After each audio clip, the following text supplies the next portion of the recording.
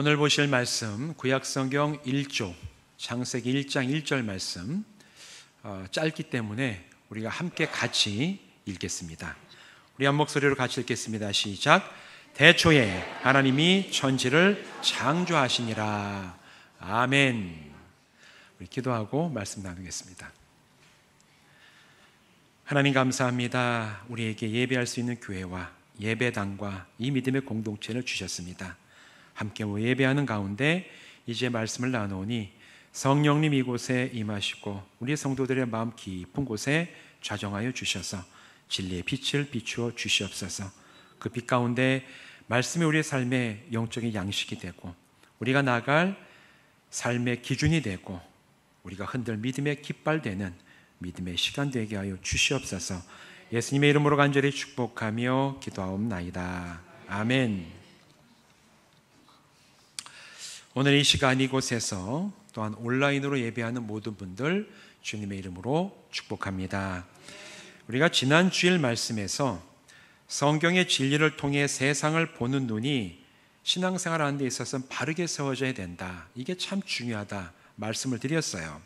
그러면서 내가 성경의 진리를 통하여 내가 세상을 볼 때 그런 변화를 뭐라고 얘기하냐면 성경적인 세계관, 성경적인 관점이 우리에게 회복이 되는 것이다.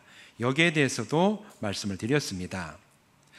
사실 우리가 이게 영적인 의미도 영적인 차원에서도 굉장히 중요하지만 능력 있는 사람들은 무엇에서부터 그런 특별한 능력이 나오냐면 세상을 보는 특별한 관점을 가지고 있는 사람일수록 그 사람은 굉장히 중요한 능력을 가지고 있는 사람입니다.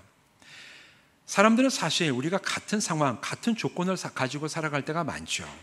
같은 상황 가운데 또 비슷한 조건을 가지고 살아가지만 어떤 사람은 저렇게 볼 때 어떤 사람은 그와 반대로 보면서 많은 사람들은 안 돼, 이거는 부정적이야, 이거는 불가능해 하는 그런 일 가운데서도 이것이 가능하구나, 이렇게 나가면 되겠구나, 바로 이런 관점을 가지고 진행하면 다른 결과가 나오겠구나, 그런 관점을 가지고 많은 사람들의 생각과 어떤 편견을 뛰어넘는 놀라운 발견과 결과들을 성취해내는 사람들, 우리 세계사 가운데 많은 사람들이 있습니다.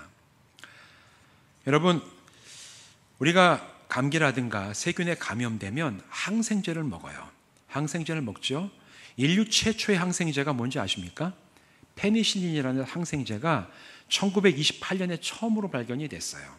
그때 이전에는 우리 몸이 세균이 감염이 되면 치료할 수가 없었습니다. 그래서 세균 감염이 되면 그 다음에는 폐혈증이 와가지고 사람이 죽어요. 지금도 이제 어르신들이 면역력이 약해지면 폐혈증이 오면 급격하게 건강이 안 좋아지는데 옛날엔 나이에 젊고 많고에 상관없이 감염이 되면 폐혈증이 와서 죽는 사람이 너무너무 많았어요. 그런데 이것을 이제 치료할 수 있는 항생제가 최초로 페니실린이라는 이제 항생제가 개발이 됐죠. 이거를 개발한 사람은 누구냐면 영국의 생물학자인 이제 플레밍이라는 사람이 발견을 했습니다.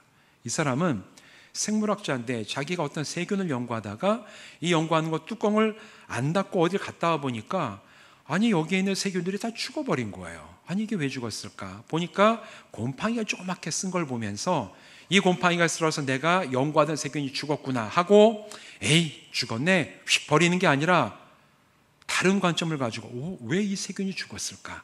이걸 아주 자세하게 관찰하면서 푸른 곰팡이라고 하는 이 곰팡이에서 페니실린이라는 항생제를 발견해서 인류 의학 역사에 엄청난 변화를 가지고 온 위대한 항생제를 발견해냈습니다. 그 이후에 이 항생제 덕분에 셀 수 없는 많은 사람들이 세균에 감염되면 죽었어야만 되지만 이 항생제를 투약받고 나서 목숨을 살린 일은 그 이후에 어마어마하게 많죠. 이 사람이 항생제 발견한 것도 관점이 바뀌었던 거예요. 다른 시선을 가지고 이 세균을 바라보면서 이 사람이 새로운 항생제를 발견을 했어요. 위대한 발견이죠. 그런 먼 얘기뿐만 아니라 우리 한국의 역사에 있어서도 사실 굉장히 어려운 시절을 다른 관점을 가지고 있는 한 사람에 의해서 이 나라가 다른 역사를 쓰여진 것도 있어요. 우리 어르신들은 다 경험하셨을 텐데 우리나라 1950년 6월 25일에 북한 공산군이 쳐들어와서 6.25 전쟁이 발발했습니다. 3개월 동안 밀려가지고 저 낙동강 전선까지 다 북한 공산군이 쳐들어와서 여기 밀리면 부산 끝나고 제주도로 도망가야 되는, 그때 위급한 시기에 유엔군이 파병이 됐죠. 그리고 나서 이 전세를 역전시키기 위해서 뭘 했습니까?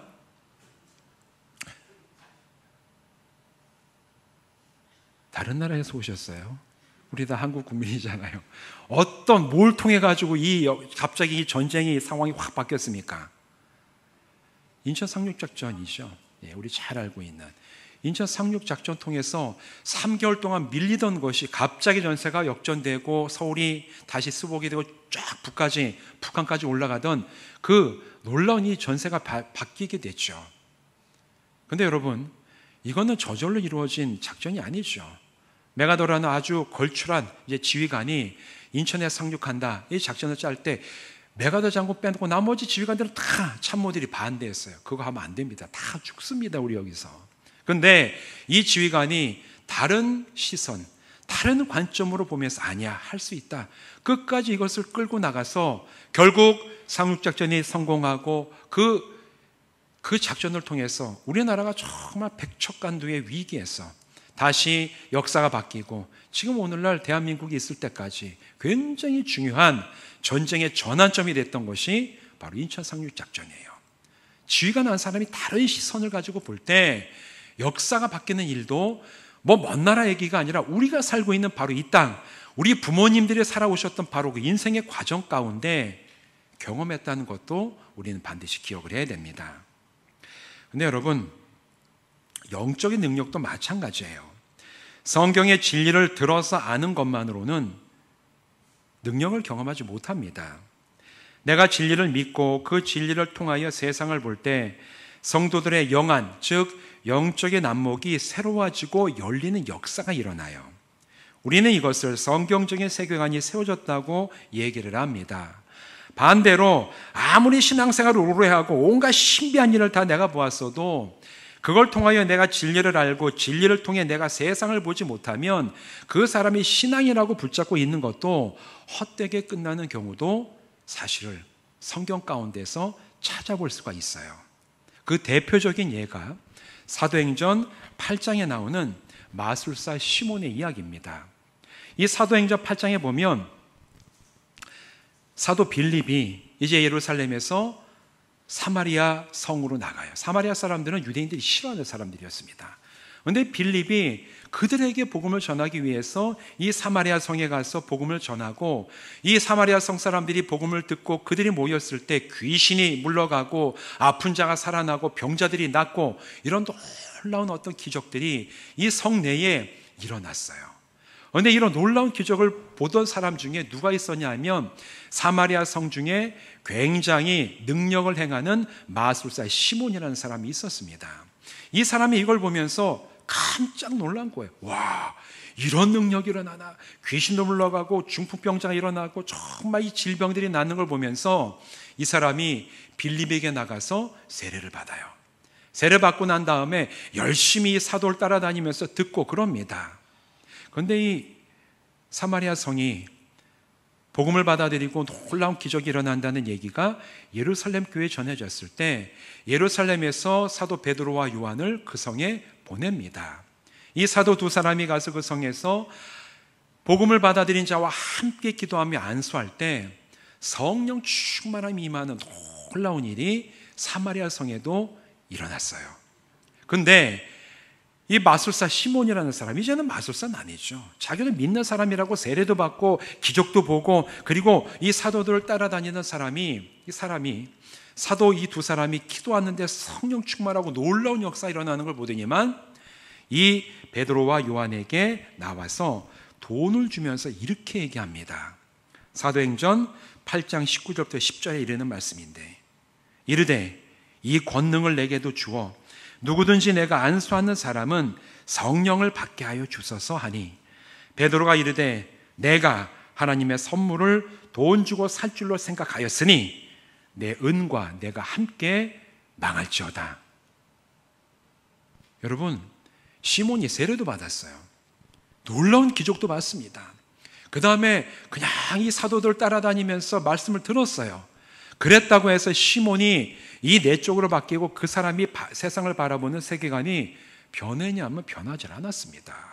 나중에 성령 충만함이 임하는 걸 보더니만 결국 이 사람의 변하지 않은 시선 그대로의 행동을 하는 거예요. 와, 이거 엄청난 능력인데 이 놀라운 능력을 내가 좀 얻어야 되겠다. 옛날에 내가 누구에게 가서 돈 주고 이 마술을 배워가지고 행했던 것처럼 사도 베드로와 사도 요한에게 나와서 돈을 주면서 나에게 이 좀 기술을 좀 전수해 주면 안 되겠습니까? 여러분, 이거는 이 사람은 세례를 받고 자기가 기적을 보고 놀라운 어떤 가르침을 받았다 할지라도 변화된 게 아니에요. 겉보기에는 변화됐지만 정말 중요한 때 이 사람이 변하지 않은 것 때문에 이 사람의 신앙, 이 사람의 세계관이 정말 성경적이지 않았구나. 이게 이 사도행전 가운데 그대로 드러나 있는 겁니다. 여러분, 이것은 오늘 우리들에게도 동일해요. 정말 내가 복음을 듣고 믿었다면 성경의 진리를 아는 것에서 그쳐서는 안 됩니다. 여러분이 내가 정말 예수 믿었다면 그 예수 그리스도께서 우리에게 주신 진리를 통해서 내가 믿고 그 진리를 통해 내 세상을 바라보고 바라본 곳을 따라서 내가 결단하고 나아가는 사람만이 진짜 믿고 변화된 인생을 살아갈 수가 있는 거예요. 아무리 말이 내가 알고 듣고 배웠다고 할지라도 그게 내가 세상을 바라보는 관점이 되지 못하고 내가 나를 바라보는 세계관이 되지 못하면 아는 것에서 끝나고 맙니다. 아는 것에서 끝나면 마술사 시몬과 같은 행동을 우리도 하지 말라는 법이 없어요.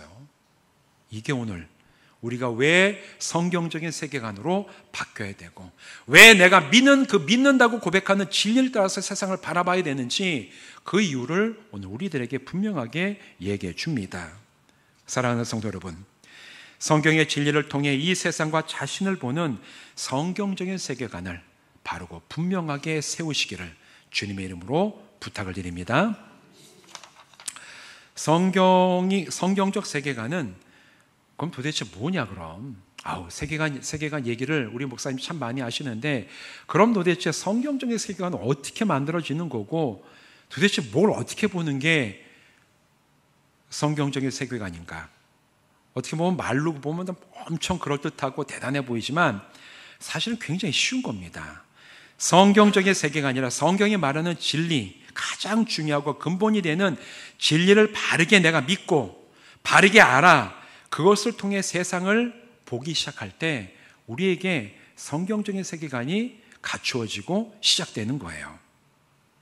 그럼 도대체 어떤 진리를 가지고 내가 세상을 봐야 되는가? 오늘 그 첫 번째 진리에 대해서 말씀을 나누겠습니다. 어떻게 보면 이 성경의 진리는 렌즈와 같아요. 우리가 시력이 왜곡이 되고 근시, 난시, 원시 여러 가지 시력이 왜곡이 오면 안경점이나 안과에 가가지고 시력을 교정을 하잖아요. 렌즈를 내 눈에 맞춰서 껴야지만 이 세상이 바르게 보이는 것처럼 내가 그리스도인으로서 세상을 바라볼 때 이 세상의 잘못된 주장, 세상의 가치, 여러 가지 세상의 죄에 의해서 나의 이 시선이 왜곡이 되고 오염되었을 때는 우리가 그 시력을, 영적인 시력을 교정해야 돼요. 무엇을 가지고 교정해야 되냐면 성경의 진리를 가지고 교정을 해야 됩니다. 그 진리가 성경에 있을 때 그냥 알고 마는 게 아니라 진리를 통하여 내가 세상을 바르게 볼 수 있을 때 우리는 눈이 열리고 세상을 보는 바른 성경적인 세계관이 갖춰진다. 쉽게 얘기하면 성경적인 안경을 쓰게 되는 겁니다. 그 첫 번째 진리는 무엇이냐? 오늘 창세기 1장 1절의 말씀이에요. 다 같이 함께 읽어보겠습니다. 시작. 대초에 하나님이 천지를 창조하시니라.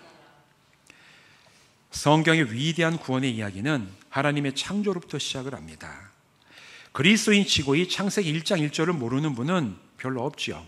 그런데 동시에 이 진리의 말씀을 통해 세상을 제대로 바르게 보는 분도 사실은 제가 보기에 많지 않아요. 너무 유명한 말씀이지만 내가 그냥 그걸 단순히 아는 차원에서만 머물러 있지 이 말씀이 오늘 진짜 어떤 의미가 있어서 내가 거기에 있는 이 진리를 통하여 세상을 제대로 바라볼 수 있는 성경적인 세계관을 갖춘 분은 또 그만큼 많지 않다는 게 현실이에요.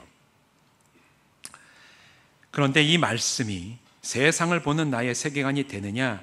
그렇지 못하느냐에 따라서 진짜 그리스도인과 가짜 그리스도인이 나뉩니다. 여러분 이걸 꼭 기억하셔야 돼요. 왜냐하면 창세기 1장 1절은 단순히 하나님이 세상을 창조하셨구나 이런 지식만 주는 근거의 말씀이 아니기 때문에 그래요. 하나님이 세상을 다 만드셨구나. 이건 전형적인 들어아는 수준에 그치는 겁니다. 성경은 여기에서 머물지 않아요. 이 말씀은 세 가지 근본적인 진리를 그 안에 품고 증언하는 굉장히 중요한 말씀이에요. 오늘 그래서 이 시간에는 이 세 가지 진리, 1장 1절에 담겨져 있는 이 세 가지 진리가 도대체 무엇인가, 이걸 알고 내가 그걸 통해 지금 이 세상을 보고 있는가, 여기에 대해서 우리가 말씀을 한번 살피겠습니다. 어떤 진리가 담겨 있느냐. 첫 번째, 창세기 1장 1절은 하나님이 계시다는 진리를 선포하는 말씀이에요. 당연하죠. 하나님이 계시니까 창조를 하셨지, 하나님이 안 계시면 창조를 하시겠습니까? 오늘의 1장 1절 말씀은 하나님이 이 세상을 만드셨다라는 정보를 주기 전에 하나님이 계시다라는 그 사실을 명확하게 선포하는 성경 말씀입니다. 그런데 하나님이 계시다는 진리를 아는 것과 이 진리가 정말 세상을 보는 나의 관점과 세계관이 되는 것은 전혀 차원이 달라요. 하나님 계십니다. 여기서 부인하는 분은 아무도 안 계실 겁니다. 하나님 다 계시다고 생각하실 거예요. 그런데 그 하나님이 계시다는 이 진리가 나의 이 세계관이 되고 내가 이 진리를 통해서 세상을 볼 때, 여러분 그렇지 않은 사람과는 완전히 다른 삶의 모습, 다른 삶의 방향, 선택과 결단을 내리게 됩니다. 많은 성도들이 이 진리를 들어서 아는 수준에 머물죠. 정말 하나님이 계시다는 것을 세상 속에서, 삶 속에서 알아보지 못할 때가 너무 많아요. 우리가 예배할 때는 하나님 계십니다. 예배당 문을 나가서 내 삶의 자리, 가정에 들어가고 회사에 가고 일터에 가고 학교에 가고 직장에 가면 거기는 하나님이 계신 데가 아닌 거예요. 전혀 하나님을 의식하지 않고, 하나님을 인정하지 않고, 하나님을 찾을 생각하지 않고, 하나님을 찬양하고 예배하는 모습 없고, 그곳에 역사하시는 하나님을 경외하는 마음 없이 거기서는 그냥 내가 살고 싶은 대로 사는 거 아닙니까? 이게 전형적인 이분법적인 세계관이에요. 여기는 하나님이 계시지만 저기에는 안 계신다. 이게 그 사람의 눈에는 하나님이 계신다라는 이 성경의 진리가 세계관이 되지 못한 사람의 전형적인 모습이에요. 여러분, 지난 주일 설교에서 나누었던 야곱의 이야기가 이것과 굉장히 비슷한 이야기입니다. 사실 여러분, 야곱은 하나님이 계시다는 사실을 잘 알고 있었어요. 왜 그랬을까요? 야곱의 할아버지가 누구죠? 아브라함이었어요. 아브라함이 자기의 고향을 떠나올 때 하나님께서 주신 그 약속을 붙잡고 그가 그 먼 길을 떠나서 가족을 다 이끌고 가나안 땅으로 들어왔어요. 아브라함이 그 귀하게 여긴 아들 이삭에게 내가 받은 하나님의 약속이 어떻고 하나님 앞으로 어떻게 이루어 가실지 얘기 안 했겠습니까? 얼마나 많이 얘기했겠습니까? 그리고 그 이삭은 또 그 아들 야곱에게 우리 할아버지가 왜 우리의 민족과 일가 친척을 떠나왔는지, 왜 우리가 지금 이곳에 사는지 얘기 안 했겠어요? 얘기했습니다. 아마 엄청 많이 얘기했을 거예요. 그래서 야곱은 하나님이 어떤 분이시고 하나님 살아계시다는 걸, 하나님 계시다는 걸 너무너무 잘 알고 있었어요. 그런데 이런 이야기들은 야곱이 세상을 보는 관점과 세계관이 되지 못한 채 야곱에게 있어서는 들어서 하는 지식에 머물러 있었습니다. 이런 야곱의 세계관이 완전히 바뀐 사건이 일어나죠. 창세기 28장에서 형 에서를 속이고 무서워가지고 외삼촌 라반의 집으로 도망하다가 그 쓸쓸한 들길에서 그가 누워서 돌베개를 차고 잠들고 깨는 그 과정 속에서 야곱의 세계관이 완전히 바뀌죠. 그가 잠들 때 봤던 세상은 쓸쓸하고 무섭고 외롭고 앞으로 내가 어떻게 살아가야 될지 전혀 가늠할 수 없는 그런 세상이었어요. 그러나 그가 잠들었을 때 그의 꿈속에 하나님이 나타나셨죠. 그리고 약속을 주십니다. 누구의 약속입니까? 할아버지 야곱에게 주셨던 그 약속을 똑같이, 할아버지 아브라함에게 주셨던 약속을 똑같이 야곱에게도 주신 거예요. 그리고 거기에 더하여 내가 이 약속이 이루어지기까지 절대로 내가 너를 떠나지 아니하겠다, 너와 함께 하겠다, 이 약속을 하나 더 주십니다. 야곱이 눈을 떴어요. 그리고 세상을 봤습니다. 야곱이 잠들 때 봤던 세상과 야곱이 잠에서 깨서 봤던 세상은 똑같은 세상이에요. 바뀐 게 아무것도 없었어요. 혼자의 쓸쓸하고 외롭고 정말 많은 위협이 있는 그런 상황이었지만, 그러나 야곱은 잠들고 난 후에 바라본 세상에 대한 고백이 완전히 바뀌었습니다. 창세기 28장 16, 17절에서 야곱이 이렇게 고백을 하죠. 야곱이 잠이 깨 이르되 여호와께서 과연 여기에 계시거늘 내가 알지 못하였도다. 이에 두려워하여 이르되 두렵도다. 이곳이여 이것은 다름 아닌 하나님의 집이요 이는 하늘의 문이로다. 변한 게 없어요. 아무것도 변한 게 없습니다. 유일하게 변한 건 야곱의 세계관이었어요. 세상을 보는 눈이 바뀌었습니다. 더 이상 쓸쓸하고 외롭고 두려운 곳이 아니라 경외로운 곳이었어요. 하나님이 여기에 계시는구나. 내 혼자가 아니라 이 쓸쓸한 이 들판에도 하나님이 계시고 하나님이 나와 함께 하시고 하나님이 이끌어 가시는 곳이구나. 야곱이 바로 그걸 알았다는 거예요. 예전에 들어서 알고 있던 하나님이 계시구나, 이게 아니라 그 하나님이 나의 하나님이시고 어디에도 계시고 지금 쓸쓸한 이곳에도 계시고 나와 영원히 함께 하실 하나님이시구나. 진리를 통해서 세상을 볼 때 야곱의 눈이 완전히 바뀐 놀라운 변화가 성경에 기록이 되어 있습니다. 이후로는 야곱은 이때 회복된 영적인 시선을 가지고 평생을 씨름하며 살아가는 사람이 됐죠. 물론 야곱의 이 세월은 나중에 바로 앞에서 야곱이 고백했던 것처럼 험악한 세월이었어요. 그러나 그런 험한 세월을 지나면서 그가 하나님을 버리지 않았습니다. 왜? 이때 그가 발견하고 알게 되었던 놀라운 진리를 그가 바라보면서 살아왔기 때문에 야곱은 끝까지 하나님의 사람으로 나중에 이스라엘이라는 그 이름을 받고 살아갈 수가 있었던 거예요. 여러분, 창조의 하나님을 믿으신다면 그 하나님께서 지금도 살아계시다는 이 진리를 통해서 나의 인생과 나의 삶을 새롭게 볼 수 있는 영적인 눈과 안목과 세계관을 여시기를 주님의 이름으로 축원드립니다. 그럴 때 우리의 인생도 바뀌어요. 야곱처럼 내가 이 세상을 보는 눈이 안 바뀌면 여러분 삶은 안 바뀝니다. 많이 안다고 바뀌는 게 아니에요. 내가 진리를 알고 믿었다면 그 진리를 따라 세상을 볼 때 그때 성령께서 우리의 눈을 변화시키시고 내 인생을 변화시키시는 겁니다. 야곱의 변화를 여러분도 체험하시기를 주님의 이름으로 축원드립니다. 두 번째 진리가 있습니다. 창세기 1장 1절은 하나님이 모든 것의 주인이심을 선포하는 말씀이에요. 하나님이 창조하셨다는 것은 단순히 창조의 사실만을 알려주는 것이 아니라 창조된 모든 만물, 피조물들이 하나님께 속한 것이며 하나님만이 진짜 유일하신 참 주인이심을 선포하는 말씀이에요. 이건 굉장히 중요합니다.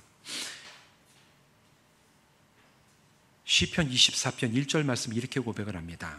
땅과 거기에 충만한 것과 세계와 그 가운데 사는 자들은 다 여호와의 것이로다. 이 땅에 있는 모든 것, 또 땅 위에 있는 모든 생명체, 또 이 땅 위에 있는 모든 사람들은 하나님의 것이라는 거예요. 하나님의 것이래요.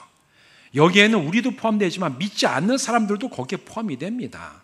모두가 다 하나님의 것이에요. 왜냐하면 하나님이 만드셨기 때문에. 이 세상 그 어떤 것도 하나님이 창조하지 않으신 것이 없대요. 그러면 여러분, 만든 사람은 그 만든 것에 대해서 주인이에요. 만들어진 것은 만든 사람들에게 속한 것입니다. 이 세상 천하 만물 모든 것이 하나님께 속하고 하나님의 유일한 참된 주인이 되십니다. 다만 그것을 믿고 그 진리를 따라 세상을 보며 하나님과 친밀함을 누리며 살아가는 사람이 있거나 그것을 모르거나 거부하여서 하나님이 아닌 우상을 마치 하나님처럼 섬기며 살아가는 두 부류의 사람이 나타나게 되는 겁니다. 후자에 대해서 로마서 1장 22절 23절 이렇게 얘기를 합니다. 스스로 지혜 있다 하나 어리석게 되어 썩어지지 아니하는 하나님의 영광을 썩어질 사람과 새와 짐승과 기어다니는 동물 모양의 우상으로 바꾸었느니라. 창조자 하나님만이 진짜 나의 주인이심을 모르거나 거부하는 그 사람은 이 세상의 다른 것, 유한하고 썩어질 것을 마치 하나님처럼 주인 삼아 섬기며 살아갈 수밖에 없다는 거예요. 내가 진짜 주인 하나님을 알고 믿고 따라가거나, 아니면 그 하나님을 거부하기 때문에 이 세상에 뭐 그럴듯한 것 사실 지나면 다 썩어 없어질 것을 마치 하나님처럼 붙잡고 그걸 예배하고 섬기며 살아가거나, 두 가지 중에 하나로 살아간다는 말씀입니다. 하지만 하나님이 나의 주인이심을 믿는 믿음을 가지고 그 진리로 세상을 보는 사람은 세상의 어떤 것도 내 주인이 아님을 확실하게 고백할 수 있어요. 어떤 것도 내 영혼과 마음을 사로잡을 수 없음을 우리가 인정하면서 이 세상이 내가 하나님이다 주장할 때 너는 나의 주인이 아니야. 나의 주인은 창조주 하나님 한 분밖에 없다 선포하며 대적하며 온전한 믿음의 길을 가게 되는 능력 가운데 살아가게 될 줄로 믿습니다. 여러분, 오늘 이 말씀 그래서 우리의 주인이 누구인지를 알려주는 거예요. 태초에 하나님이 세상을 창조하셨습니다. 나의 주인은 누굽니까? 창조주 하나님밖에 안 계십니다. 모든 것이 하나님께 속했으니 주여 저도 주님께 속한 줄로 확신합니다. 이 믿음을 가지고 매일매일 진짜 주인 되시는 하나님과 함께 동행하고 하나님만 예배하고 하나님과 경외하며 살아가는 우리 성도들 되시기를 주님의 이름으로 부탁을 드립니다. 마지막 세 번째 진리가 있어요.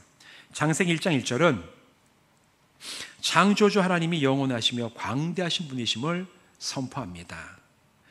사실 이 영원하다는 것, 또 성경 말씀 가운데 광대하시도다 이런 말씀이 나오는 이 광대하시다는 개념은 인간이 헤아리기 참 어려운 개념입니다. 시작도 없고 끝도 없는 분이 하나님이시래요. 사람은 이걸 이해할 수 없어요. 사람의 이성과 논리를 뛰어넘는 개념이기 때문에 그래요. 그런데 창조주 하나님이 바로 이렇게 영원하시며 광대하신 분이시래요.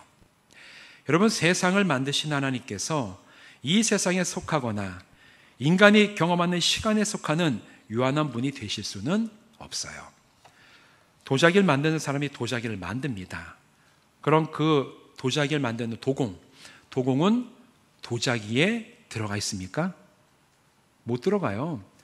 뭔가를 만드는 사람은 그 만들어지는 것에 포함되지 않습니다. 창조주도 똑같아요. 하나님이 이 세상을 많이 다 만드셨어요. 우주 만물을 다 만드셨고 시간도 다 만드셨습니다. 그럼 하나님이 이 우주 만물 속에 포함이 되십니까? 하나님이 이 시간 속에 포함이 되십니까? 포함 안 되시는 분이에요. 초월하시는 분이십니다. 그래서 영원하다고 얘기하고, 그래서 우주보다도 더 광대하신 분, 사실 비교조차도 안 되는 분이 하나님이시라고 성경은 그렇게 찬양하면서 고백을 해요. 요한계시록 1장 8절에서 이렇게 얘기합니다. 주 하나님이 이르시되 나는 알파요 오메가라. 이제도 있었고 전에도 있었고 장차 올 자요 전능한 자라 하시더라. 하나님께서 말씀하시는 거예요. 내가 알파와 오메가다. 시작도 없고 끝도 없으신 분이래요. 그리고 영원하고 전능하신 분이라고 스스로가 말씀을 하십니다. 시편 102편 25절 27절까지의 말씀에서 시편의 기자는 이렇게 얘기합니다. 주께서 옛적에 땅에 기초를 놓으셨사오며 하늘도 주의 손으로 지으신 바니이다. 천지는 없어지려니와 주는 영존하시겠고 그것들은 다 옷같이 낡으리니 의복같이 바꾸시면 바뀌려니와 주는 한결같으시고 주의 연대는 무궁하리이다. 이 얘기는 이 얘기입니다. 하나님 마음만 먹으시면 창조된 모든 것들을 옷 바꾸듯이 낡은 옷을 버리고 새 옷을 입듯이 그냥 바꿔버리실 수 있는 분이십니다. 그러나 하나님은 영원하신 분이라서 우리와는 비교가 될 수 없는 하나님의 연대는 무궁합니다. 끝이 없습니다. 이걸 가지고 찬양하는 시편의 말씀이라는 거예요. 여러분, 하나님은 영원하십니다. 하나님은 광대하십니다. 그런데 영원하신 하나님, 광대하신 하나님이 바로 저와 여러분의 하나님이세요. 우리가 믿는 하나님이십니다. 내가 아버지라고 부르는 분이고, 내가 외로울 때 나를 위로하시고, 내가 힘이 없을 때 나에게 힘을 주시고, 지혜가 없을 때 지혜를 주시고, 내가 정말 어려운 환경 가운데 소망이 필요할 때 우리에게 꺾이지 않는 소망을 주시는 분이 바로 영원하신 하나님, 광대하신 하나님이세요. 우리 아버지가 되십니다. 그리고 우리가 이 믿음의 길을 끝까지 가는 동안 우리를 놓지 않고 인도하시는 바로 그분이 영원하시고 광대하신 하나님이십니다. 여러분, 이게 얼마나 위로가 됩니까? 이 세상의 모든 것은 다 유한하고 다 없어져 버려요. 부모의 사랑이 가장 위대하지만 그 부모도 나이 먹으면 자식을 돌볼 힘이 없어집니다. 돈이 대단해 보여도 돈 있다가 사라져 버려요. 우리가 세상 떠날 때 그 돈 많으면 죽음의 공포를 이겨낼 수 있을 것 같아요? 못 이겨내요. 세상의 권력, 권불 10년 지나갑니다. 그러나 우리 아버지가 되신 하나님은 끝이 없으세요. 연대가 무궁하시고 광대하신 분이십니다. 그래서 나는, 여러분은 하나님을 아버지라고 믿고 의지할 때 우리에게는 영원한 소망이 있는 줄로 믿습니다. 사랑하는 성도 여러분, 이런 하나님께서 살아계시며 나의 주인이심을 확신하며 세상을 바라보는 그런 확신을 가지고 살아가는 성도는 어떤 상황과 조건 속에서도 담대함과 평안을 누릴 수 있어요. 내가 그 진리를 가지고 세상을 바라보게 되면 야곱처럼 내가 살아가는 삶의 모든 현장 가운데 하나님이 함께 하심을 확신하면서 바로 그때부터 새 삶을 살아갈 수가 있는 겁니다. 새 인생은 로또에 당첨되면 시작이 되는 게 아니라 하나님이 살아계심을, 그 진리를 통해서 세상을 볼 때 바로 그때 시작이 되는 줄로 믿습니다. 우리에게 새 삶이 시작이 돼요. 그리고 세상을 보며 하나님의 능력과 은혜와 솜씨를 발견하며 살아가는 이 세상 속에서 경이로움을 느끼며 살아갈 수가 있어요. 우리는 경이로움을 잃어버렸습니다. 그러나 이 세상을 창조하신 게 하나님이시라는 사실, 하나님이 살아계시고 나의 아버지가 되신다는 사실을 내가 붙잡고 세상을 바라볼 때 우리는 경이로움을 회복하게 됩니다. 세상에 자연스러운 건 없는 거예요. 작은 풀에서 밤하늘에 빛나는 별까지 이 모든 것이 다 하나님의 능력과 은혜와 사랑과 솜씨를 드러내는 피조물이구나. 여러분, 그런 놀라운 경이로움을 여러분의 심령 가운데 깊이 체험하시기를 바랍니다. 그리고 여러분 마음과 삶 속에 정말 하나님을 의지하기 때문에 하나님이 나의 주인 되심을, 그 시각을 가지고 세상을 바라보면서 흔들리지 아니하고 늘 담대하게 믿음의 길을 진리와 함께 끝까지 살아나가는 우리 새로운 교 성도들 되시기를 주님의 이름으로 축원드립니다. 기도하시겠습니다. 하나님, 오늘 우리가 창세기 1장 1절의 말씀, 대초에 하나님 천지를 창조하시니라, 이 말씀이 오늘 우리에게 어떤 진리의 선포가 되는지를 살펴보았습니다. 너무 잘 알고 익숙한 말씀이지만 그러나 우리는 이 말씀 진리를 통하여 세상을 보지 못했음도 고백을 합니다. 아버지, 오늘 우리가 이 진리의 말씀을 나눴는데 이 말씀이 듣고 아는 것에 그치는 것이 아니라 내가 세상을 보는 진리의 안경이 되게 하셔서 진리를 통하여 세상을 볼 때 아브라함처럼 하나님이 계심을 우리가 알게 하여 주시옵시고, 또한 하나님께서 이 모든 만물의 창조주이시며 나의 주인 되심을 고백하게 하시고, 또 내가 믿는 하나님이 무궁하시고 영원하시며 광대하신 분이심을 우리가 늘 기억하고 바라보면서 하나님과 함께 담대하게 믿음의 길을 달려나가는 모든 성도 되게 하여 주시옵소서.